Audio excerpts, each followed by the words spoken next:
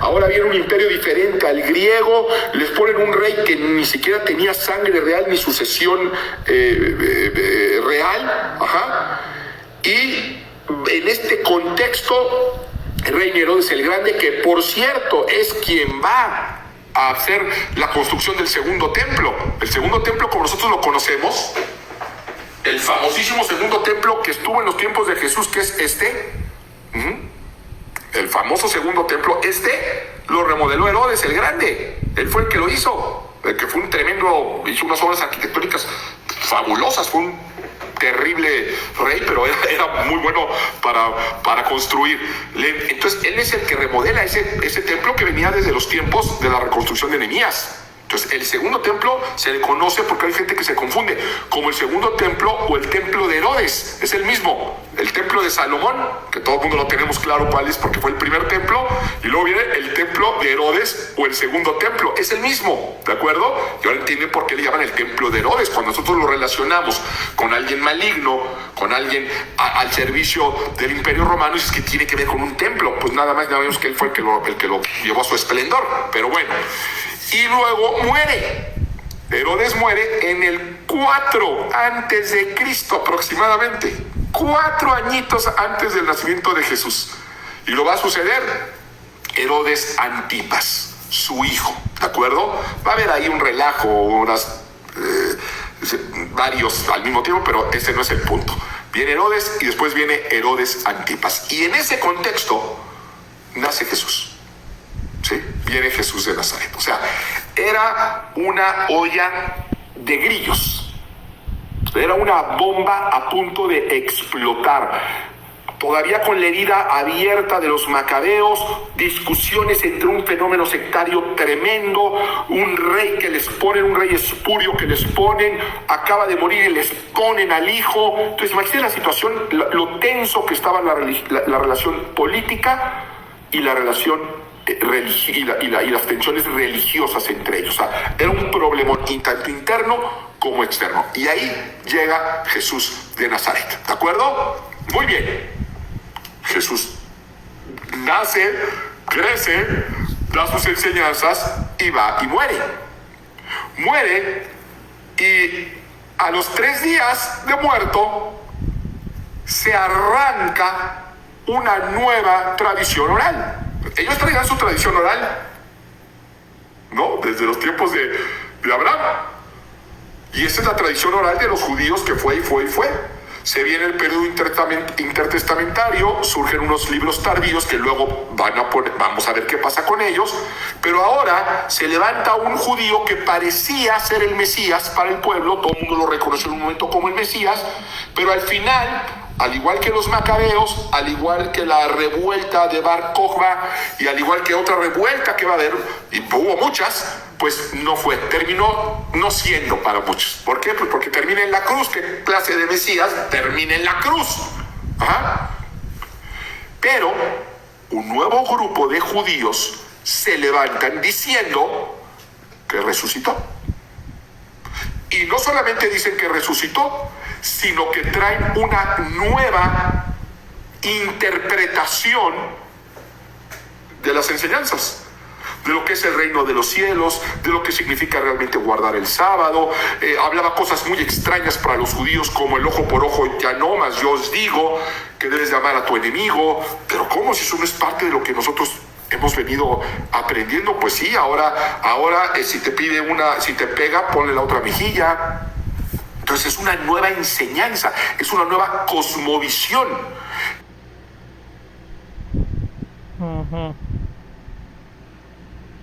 ¿Qué pasó ahora?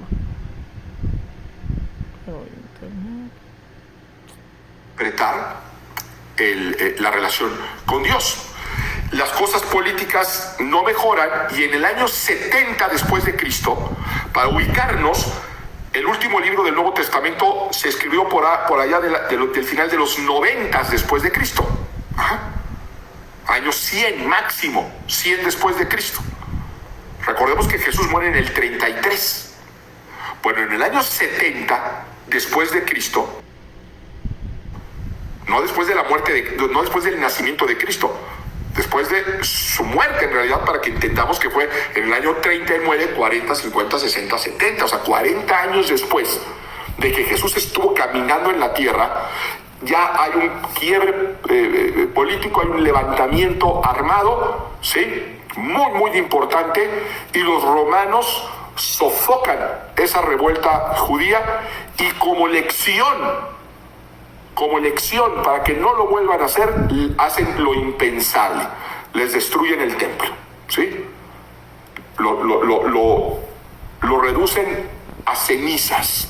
El impacto cultural y espiritual de este hecho para el pueblo judío es algo tremendo. Les destruyeron todo, porque la vida del judaísmo vive alrededor del templo, ya no había templo, años 70 después de Cristo. Y ahí es tanto el impacto que este fenómeno sectario se ve igualmente reducido a cenizas. Desaparecen los esenios, muchos dicen que esa fue la causa, de hecho, se fueron y ya no volvieron, se fueron a morir a las montañas, los elotes fueron extinguidos y solamente sobrevivieron los caraítas, los samaritanos y los fariseos, que se aferraron fuertemente a su fe. Durante mucho tiempo se creyó que los samaritanos se habían extinguido. Esto también es una historia que, aunque no tiene que ser parte de este curso, es algo que parece de película. Ahorita que está tan en boca de todos nosotros, Israel, que es un estado relativamente nuevo, tiene 70 años, cuando regresan se encuentran con los samaritanos, se encuentran que ahí siempre hubo samaritanos. A lo largo de todo este tiempo que hemos estado relatando, hubo samaritanos en la tierra de Israel. Era un grupo ya reducido, viviendo en la miseria, empobrecidos, menos de 100, imagínense, eran menos de 100 personas. Estaban a punto de extinguirse los samaritanos. Llegaron los judíos, se dan cuenta que hay samaritanos, tienen conversaciones, han sido como enemigos históricamente, pero la verdad es que les tendieron la mano y hoy han prosperado, ha crecido la comunidad samaritana en la tierra de Israel. Pero bueno, eso es tema para otro momento, ¿de acuerdo? Pero es un impacto tremendo. Y esto que viene, pon toda tu atención. ¿Qué es lo que sucede? Pues que los judíos se ven sin templo, expulsados, avergonzados, humillados, y se dicen, ¿pero qué pasó aquí?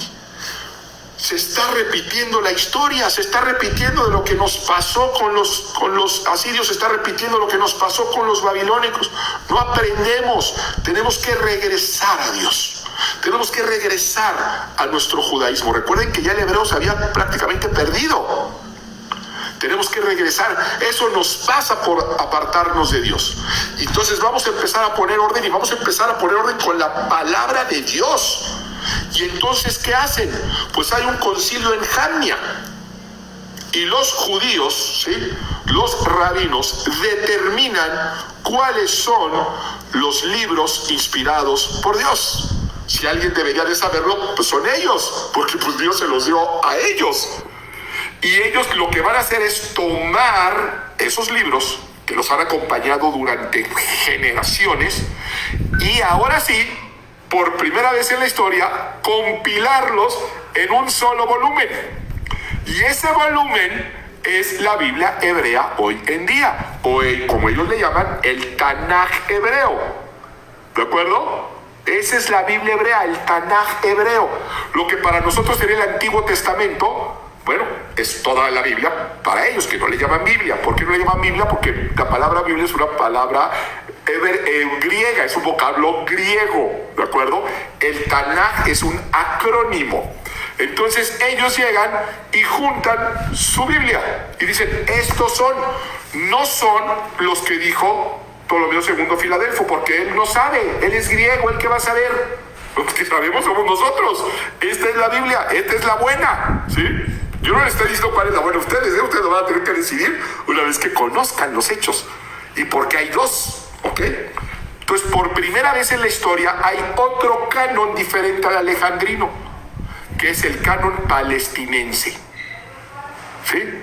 O el canon hebreo, o el Tanaj. ¿Qué significa Tanaj? Es un acrónimo de Torah, Tuvim y Ketuvim. ¿Qué significa eso de Torah, Tuvim y Ketuvim? Pues nada más que la ley, los profetas y los escritos. Así como nosotros tenemos nuestra Biblia hoy, que todavía no existe, nuestra Biblia todavía no existe aquí, ten claro eso, ¿eh? Esto es lo único que hay. Bueno, así como nosotros la tenemos dividida en el Antiguo y Nuevo Testamento, hay dos grandes partes. La Biblia hebrea tiene tres: la ley, los profetas y los demás escritos. Entonces los tienen así agrupados. El orden del Tanaj no es el mismo orden de nuestra Biblia. Son los mismos libros, aunque si tú tomas un Tanaj te darás cuenta que tienen 24 libros y nosotros tenemos 39. ¿Por qué? Bueno, pues porque el judaísmo considera Samuel, Reyes y Crónicas que forman un solo libro, cada uno.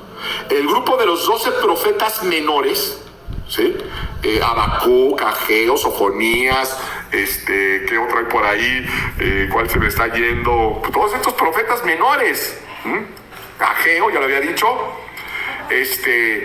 también son un solo libro, y también consideran a Esdras y Nehemías como un solo libro. Entonces ellos tienen los mismos libros que más bien nosotros tenemos los mismos libros que ellos, pero agrupados de manera distinta. Para ellos, lo que para nosotros son dos libros, para ellos es uno solo. Lo que para nosotros son un libro, para ellos son 4. ¿Ya me entendieron? Los agruparon en un solo libro. Nosotros más tarde los vamos a dividir y vamos a entender por qué. Pero son los mismos. Para cuando te digan, no, es que la Biblia tiene otros libros porque tienen 24 y la de ustedes tiene 39. No, sino son los mismitos libros. Es como si fuera una casa que tiene 1000 metros cuadrados. Son los mismos metros cuadrados. Nada más que yo le metí 8 habitaciones y el otro le metió 2 gigantescas. Es así de sencillo. ¿Se entiende? Si le están entendiendo, háganle así. Muy bien, de acuerdo. Avanzamos. Entonces, a partir de aquí, van a imponerse en el judaísmo una visión, que es la visión rabínica, la que venía de los fariseos. Son ellos los que van a poner el pulso de lo que va a ser el judaísmo como nosotros lo entendemos, ¿de acuerdo? Ahí se va a dar la Mishnah, el famoso Talmud, tan importante y que mucha gente cree que es milenario. Todavía no existe. No se ha escrito todavía una sola letra del Talmud. Vamos a ver en qué momento sucede, ¿de acuerdo? Pero ya existe el Tanaj y por lo tanto hay 2 cánones: el canon griego y el canon hebreo. ¿Cuál es la diferencia? Los libros tardíos.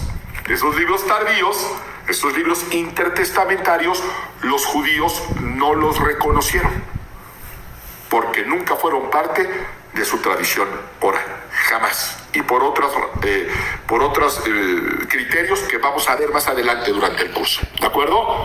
Muy bien, vamos a nuestra línea de tiempo. ¿Qué ha sucedido? ¿Qué debes de tener ya claro?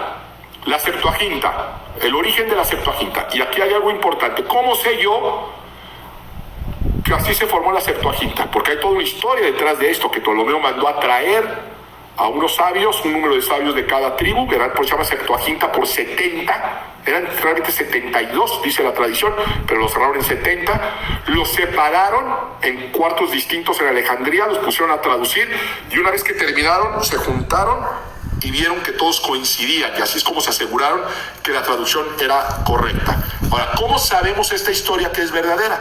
¿De dónde sacamos esa historia? Pues de la carta de Aristeas. Tuvieron que haber recibido, como parte del material complementario, la información de la carta de Aristeas. ¿Quién fue Aristeas? Bibliotecario de la Biblioteca de Alejandría, bibliotecario de Ptolomeo II Filadelfo, y él le escribe una carta y le envía narrando esta historia. Y entonces este documento, con un tremendo valor histórico y arqueológico, se encuentra, y así es como sabemos o creemos saber cómo es que se formó la Septuaginta, por la carta de Aristeas, ¿de acuerdo? Entonces recuerden siempre, cuando a ustedes les cuenten algo, preguntar: ¿y de dónde sacamos esa historia? ¿Cuál es la fuente? ¿Cómo sé yo que fue así? ¿En qué nos estamos basando para decir que la Septuaginta tomó Ptolomeo II Filadelfo, a unos sabios de Jerusalén, y se los llevó a Alejandría. ¿Cómo sé que no te inventaste toda esa historia? Ah, bueno, por la carta de Aristeas. Sería 3 lecciones más hablar únicamente de la carta de Aristeas, cuando se escribió, cómo se encontró, procesos de validación, pero por eso lo recibiste como parte del material complementario, ¿de acuerdo? Muy bien, entonces se da la Septuaginta, estaba este fenómeno sectario tremendo, polarizada totalmente la sociedad.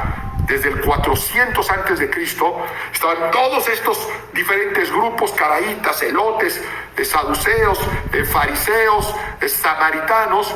Viene Jesús, muere en el 33, ¿y qué sucede? Pues que ahora se levanta una nueva secta. Una nueva secta. No lo digo de una manera peyorativa, lo digo en términos históricos. Ahora viene un nuevo grupo de judíos con otro rollo distinto. Que el Mesías vino, murió y resucitó al tercer día. Y entonces inicia esta nueva tradición que se va dando y se va propagando hasta que se escribe el último libro de sus seguidores, aproximadamente en el año 100 después de Cristo. Este movimiento empieza a crecer y a agarrar fuerza al grado que empieza a haber un concilio, el concilio en Jerusalén, porque esta secta en particular trajo una nueva problemática que nunca se había dado en el judaísmo, y era que empiezan a convertirse gentiles, y ellos no saben si deben de judaizarlos o no. Nunca ha sido nuevo que un gentil se convierta al judaísmo, pero lo que hacían era abrazar el judaísmo. Aquí, como es una nueva y distintísima interpretación del judaísmo, ya ni los judíos realmente los ven como judíos, sus hermanos, porque traen otro chip. Y entonces llegan gentiles y ¿qué hacemos? Se tienen que judaizar, ellos tienen que guardar el sábado, ellos tienen... Bueno, sigue habiendo esa discusión el día de hoy. 2000 años después hay gente que sigue discutiendo si eso debe ser o no, cuando lo establecieron los seguidores de Jesús en un concilio que se conoce como el Concilio de Jerusalén, alrededor del año 50 después de Cristo. Y esto está en la Biblia, esto aparece en el libro de Hechos, ese concilio, donde dicen cuál es el resultado, qué es lo que tienen que hacer los gentiles. ¿Por qué se llaman concilios? Pues porque tienen que conciliar ideas, tienen que ponerse de acuerdo, tienen que discutir, tienen que debatir, y lo hacen, y llegan a una conclusión. Ellos dicen, bajo la guía y autoridad del Espíritu Santo, cosa que yo creo, pero estamos hablando en términos históricos, ¿de acuerdo? Entonces, hay este primer concilio en Jerusalén. En el 70 ya hablamos, los judíos se quedaron sin templo y sale el Tanaj, la Biblia hebrea. ¿Para qué? Pues para que ya no le estén metiendo libros, para que ya no estén preguntándose si ese libro viene de parte de Dios o no. Y muchos piensan que también fue impulsado, acelerado por el crecimiento del cristianismo, que dijeron los judíos, no nos vayan a meter aquí la carta de Mateo, no vayan a meter aquí las cartas de Pablo, no, vámonos, aquí nada de eso. A fin de cuentas, históricamente surge la Biblia hebrea. ¿Y qué sucede? Pues que se quedaron sin templo. Y quedarse sin templo es quedarse sin el centro, sin el corazón de adoración, de guía y de doctrina.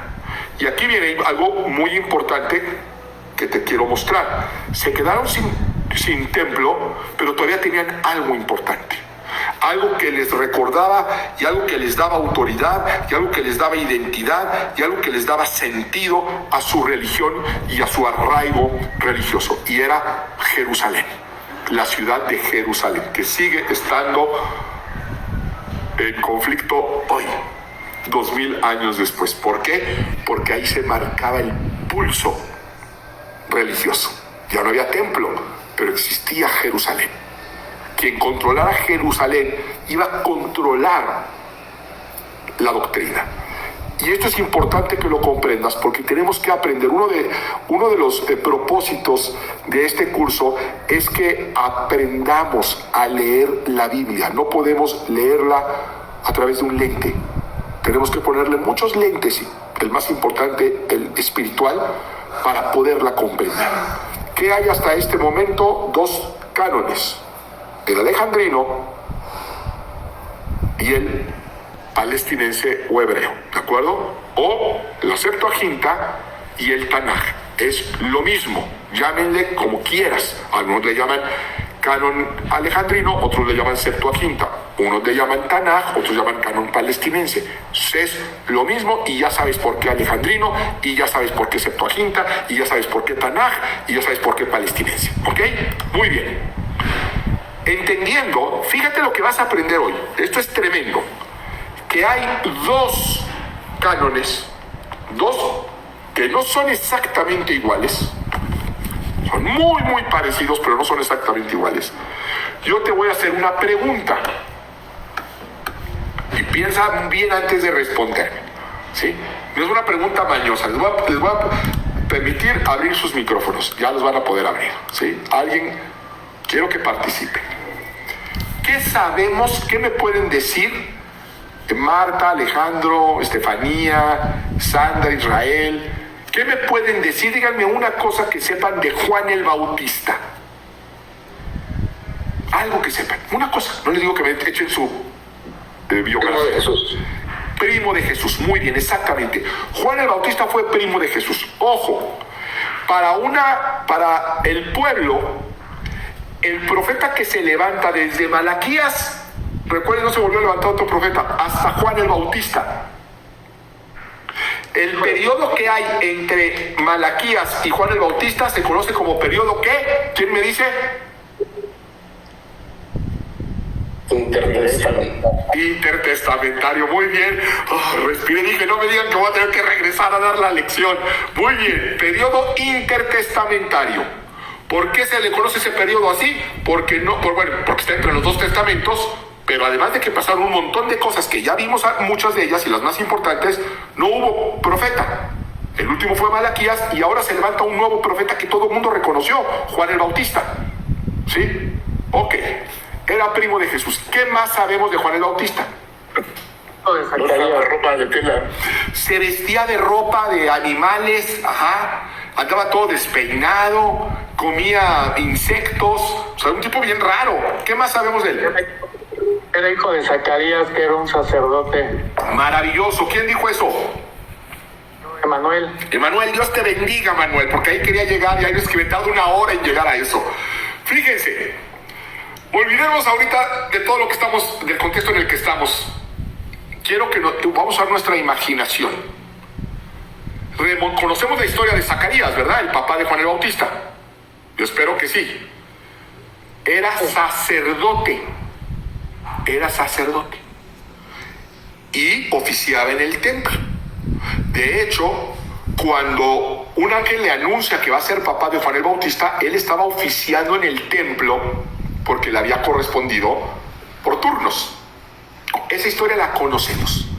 El asunto es que se le aparece un ángel de Yahvé y le dice que va a ser padre, lo cual era un milagro porque no podían tener hijos. Pero además le dice que su hijo va a ser un grande entre Israel, que va a hacer que los padres se vuelvan a los hijos y que va a hacer cosas maravillosas y que la nación va a ser bendecida por ese niño que está por nacer, por ese niño milagro. Ok.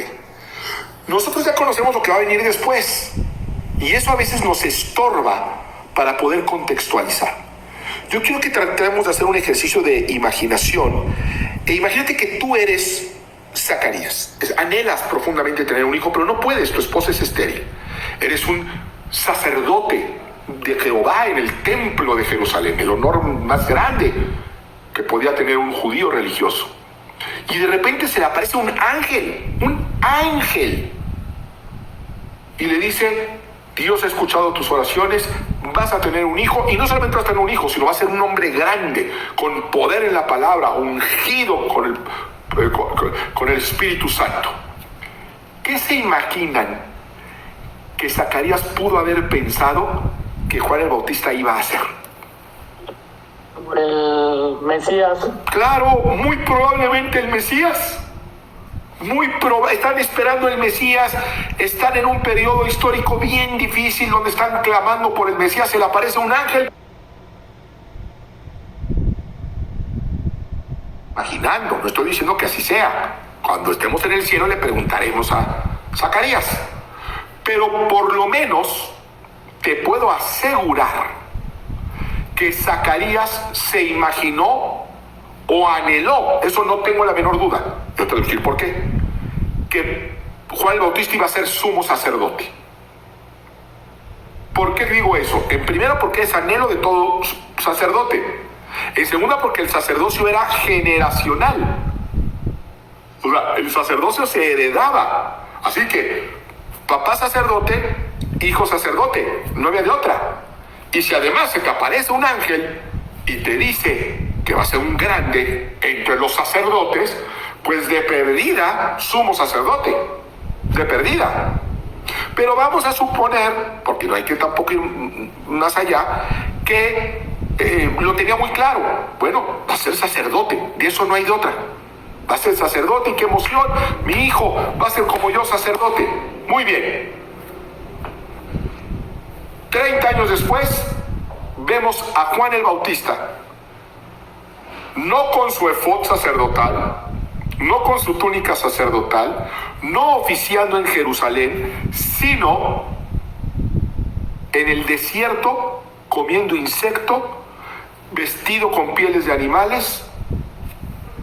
Y nos tenemos que preguntar, ¿qué pasó aquí? ¿Qué pasó aquí?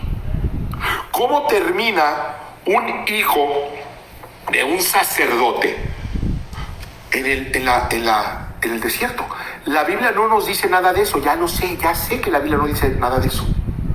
Estamos contextualizando una realidad histórica, que si no te lo preguntas es porque tienes falta de imaginación o no te has hecho preguntas bien importantes. ¿Qué hace el hijo de un sacerdote en el desierto?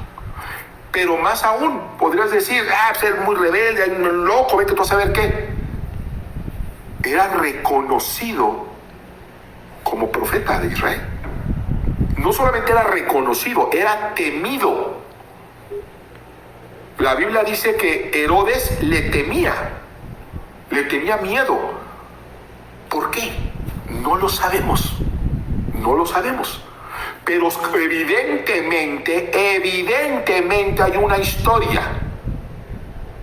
Hay una historia de un hombre con una autoridad de parte de Dios, con una investidura sacerdotal que el pueblo la reconoció a pesar de que no estaba donde debería de estar, que es el templo. A pesar de que no vestía lo que tenía que vestir, que eran las túnicas sacerdotales. De hecho, nada que ver. Y sin embargo, el pueblo lo reconocía. ¿Por qué? No lo sabemos. Pero es claro que Dios trabajó en respaldar a Juan. Y que Juan tenía una misión que todos conocemos porque ya lo vimos en perspectiva, ya estamos 2000 años después. Pero es muy interesante que Juan estuviera en el desierto. Y para eso tenemos que entender el fenómeno sectario. Tenemos que entender la mentalidad de los qumranitas y la mentalidad de los esenios. Y esto no es imaginación, y esto no es especulación. ¿Por qué se fueron al desierto? ¿Por qué se fueron al desierto?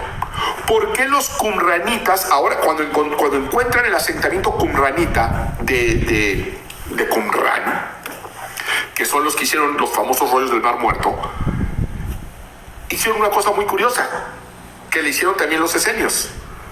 Su asentamiento estaba orientado hacia el desierto,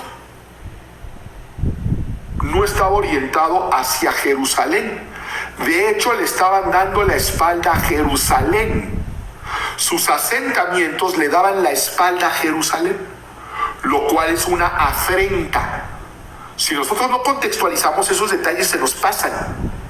Sin embargo, son detalles, no son detalles, son una posición, son una declaración de que estaban completamente en contra de lo que estaba sucediendo en Jerusalén. Estaban en contra del sacerdocio de Jerusalén, estaban en contra de la corrupción en Jerusalén, y ellos salen de ahí, hacen esta declaración de vida y de obra, y se orientan hacia el desierto.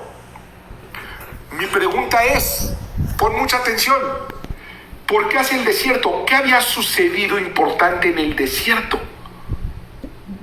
Para que ellos digan, nosotros no queremos ver lo que pasa en Jerusalén, nosotros no queremos conocer al Dios que nos están enseñando en el templo, nosotros nos vamos a orientar hacia el desierto. ¿Qué pasó en el desierto? El pueblo de Israel dependió de Dios. Claro, ahí es donde Dios, de hecho, se le revela al pueblo de Israel. Ahí es donde nace la identidad judía. Ahí es donde nace la identidad de un pueblo de Dios, en el desierto, en el Sinaí. Cuando Dios se les revela, les da las leyes, les da los mandamientos, les da los preceptos, les da todo y les promete, yo voy a estar con ustedes, yo los voy a guiar a una tierra que... Ahí es donde sucede eso. Y entonces, fíjense qué increíble. Lo que ellos están diciendo es, el Dios que ustedes nos enseñan, no es el verdadero Dios no es el que nos están enseñando en el templo. El verdadero Dios es el Dios que se nos reveló en el desierto. Es el Dios de nuestros padres, es el Dios del desierto, es el Dios del Sinaí. Y nos tenemos que volver a ese Dios. Por eso, cuando la Biblia dice que Juan estaba en el desierto, está haciendo un tremendo discurso no verbal, que a nosotros se nos va, pero a ellos no se les iba. A ellos lo tenían perfectamente claro lo que el desierto significaba versus el templo en Jerusalén. Ahora ya, la ciudad donde se marca el pulso religioso. ¿Está claro eso? Entonces, entendiendo que algo pasó con Juan el Bautista, que evidentemente estaba en contra de lo que estaba sucediendo del sacerdocio en Jerusalén, y si no, pues hay que leer la Biblia, cómo se expresaba Juan el Bautista de los sacerdotes. Decían, raza de víboras, hipócritas, se van a quemar, van a arder en el infierno. Así les decía, literalmente así les decía. Pero además hace otra cosa tremenda. Él, como sacerdote, recordemos que era sacerdote por derecho y que la gente lo reconoce como profeta, se pone a bautizar. El bautismo es algo inédito en ese momento. El que lo va a inaugurar es Juan el Bautista. Por eso es Juan el Bautista, o el Juan el que sumerge. ¿Qué era algo nuevo que los judíos se sumergieran? No tenían sumergiéndose en piletas durante milenios. Era parte de sus baños de purificación. Pero esto es lo importante y son lo que nosotros se nos va.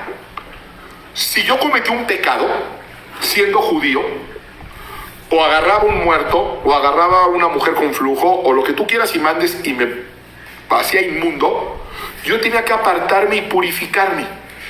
Me purificaba sumergiéndome en el agua, en agua corriente, ¿sí? Había toda una serie de reglas.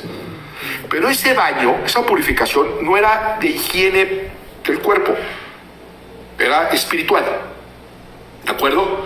Entonces yo entraba, me sumergía y yo salía ya purificado. Ya podía irme a mi casa, ya podía hacer mis labores, porque ya había hecho ese rito.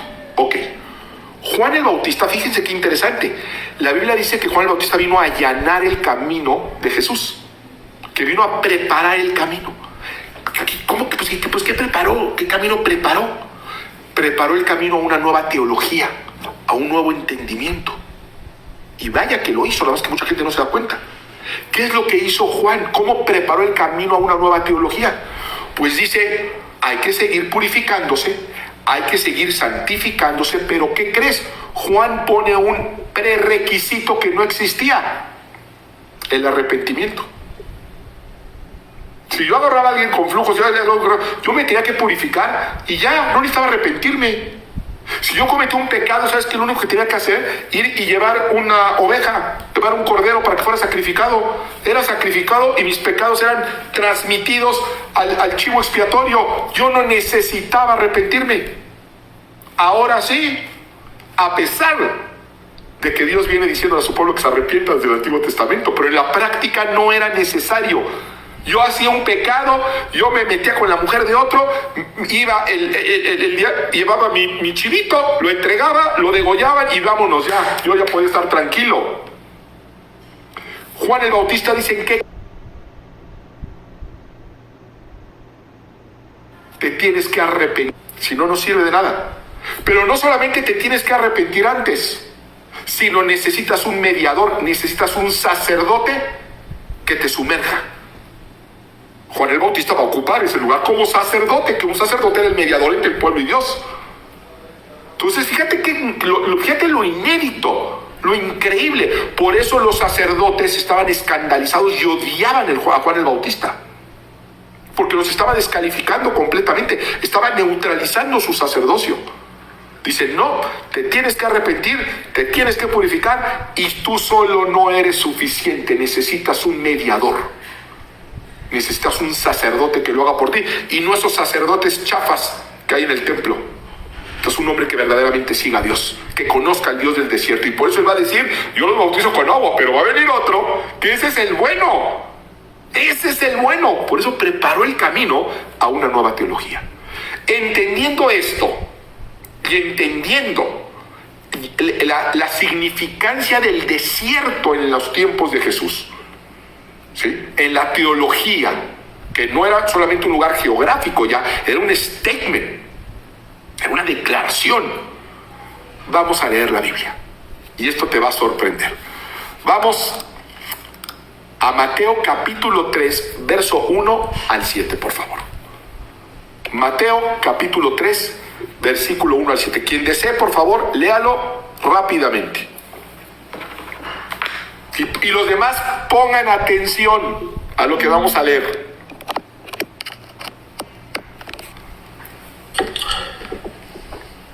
¿No lo lee nadie? Pues entonces me tomo un café. En aquellos días vino Juan el Bautista predicando en el desierto de Ojo, Judea. perdón, te voy a interrumpir. Fíjate, por eso está esa información. ¿Saben qué me importa dónde predicara? ¿Por qué? No, es que sí es importante dónde estaba predicando.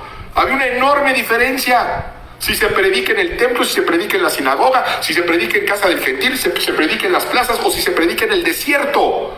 Ya eso es una predicación en sí mismo. Como cuando Jesús subía a una montaña, había toda una comunicación no verbal. Pero bueno, para que vean cómo se lee distinto a la Biblia. Adelante otra vez.